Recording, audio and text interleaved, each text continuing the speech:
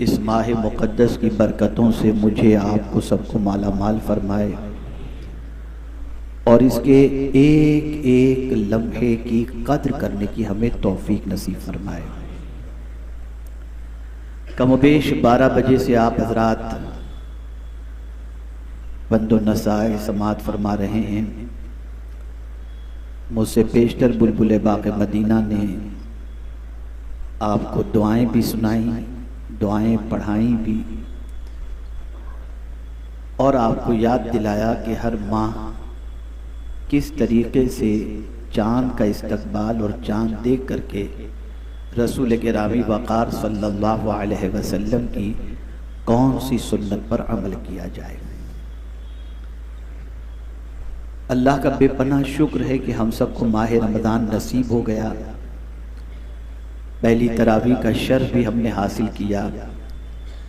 आप नहीं जानते कि ये तरावी, उसमें खड़ा होना और थोड़ी देर की बज़ाहिर इस तकलीफ़ की बुनियाद पर अल्लाह कितनी राहतें अता फरमाता है कि आक़ाए करीम सल्लल्लाहु अलैहि वसल्लम ने इरशाद फरमाया, मन क़ाम रमज़ान ईमानन व एहतिसाबन गुफ़िर लहू मा तक़द्दम मिन ज़म्बी।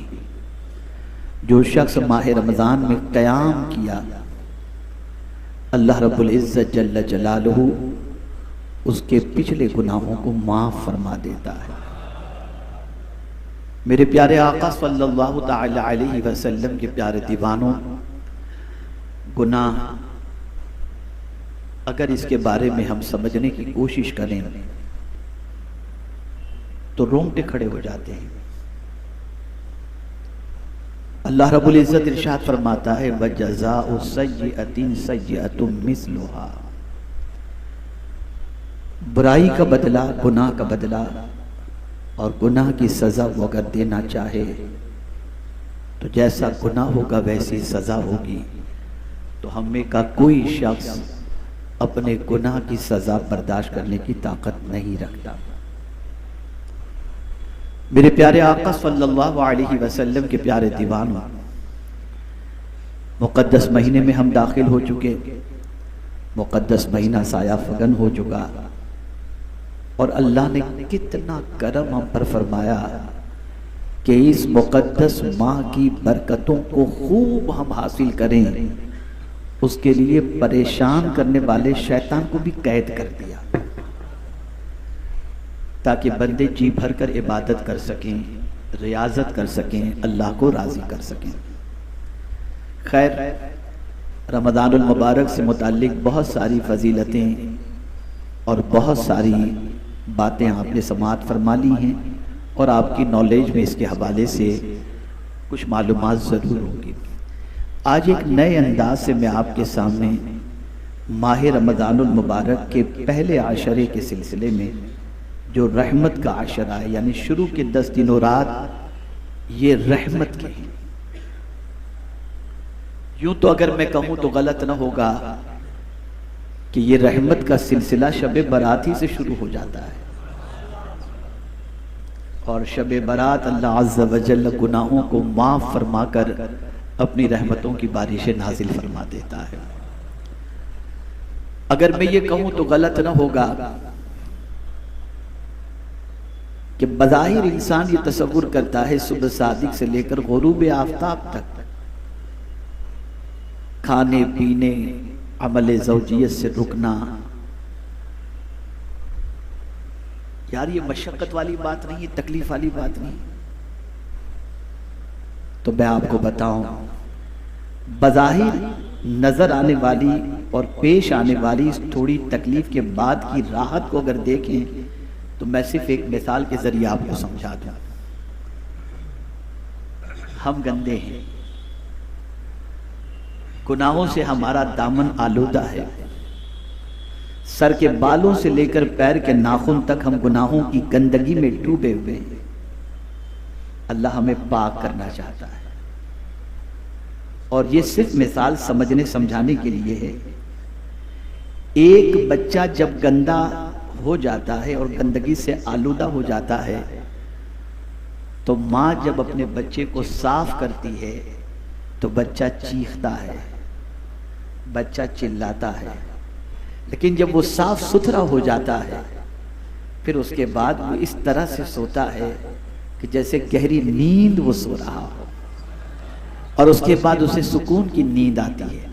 गंदगी में सुकून की नींद भी नहीं आती, गंदगी में उसे राहत भी नहीं होती, गंदगी में वो रोता भी रहता है। लेकिन जब माँ उसको अच्छी तरीके से धुला देती है, साफ कर देती है, अच्छे कपड़े पहना देती है, पाउडर लगा देती है, खुशबू लगा देती है, बदबू उसके बदन से नहीं आती, फिर उसकी पोजीशन ऐसी होती है, ऐसी गहरी नींद वो सो जाता है कि जैसे कोई सुकून से सोया हुआ हो।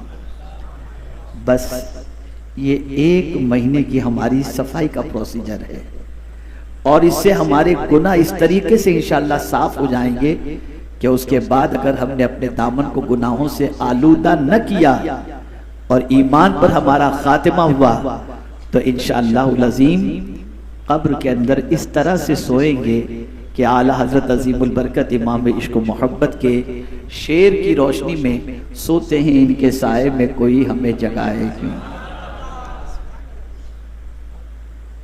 यूं तो आप बकायदे हयात भी अगर मदीने मुनव्वरा चले जाएं तो इतनी सुकून की नींद आती है, अल्लाह अकबर।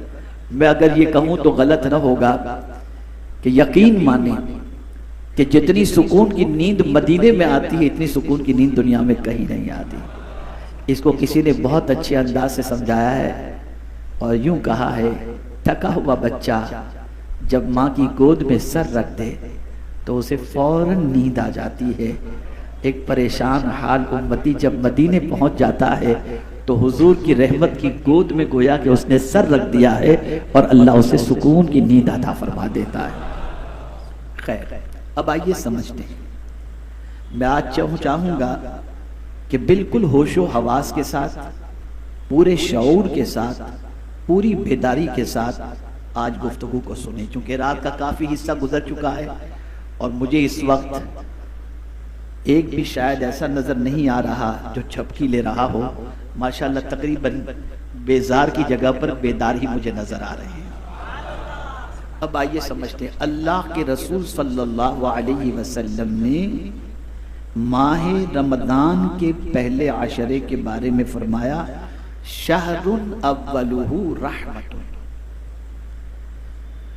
माह रमदान का पहला आशरा रहमत का आशरा है।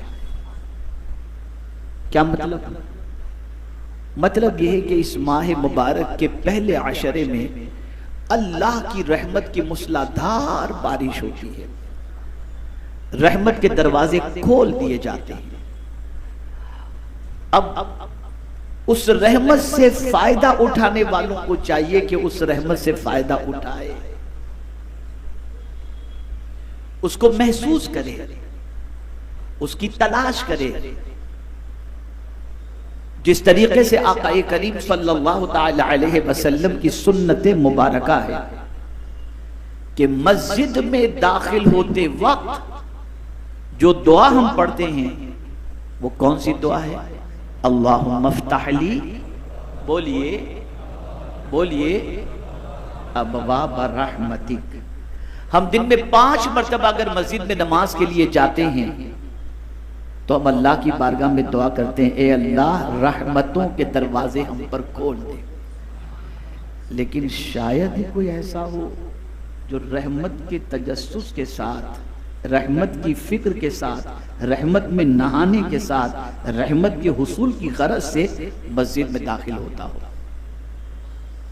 आया, जल्दी जल्दी घुसा, खड़ा हुआ, नमाज पढ़ा, सीधा निकल गया।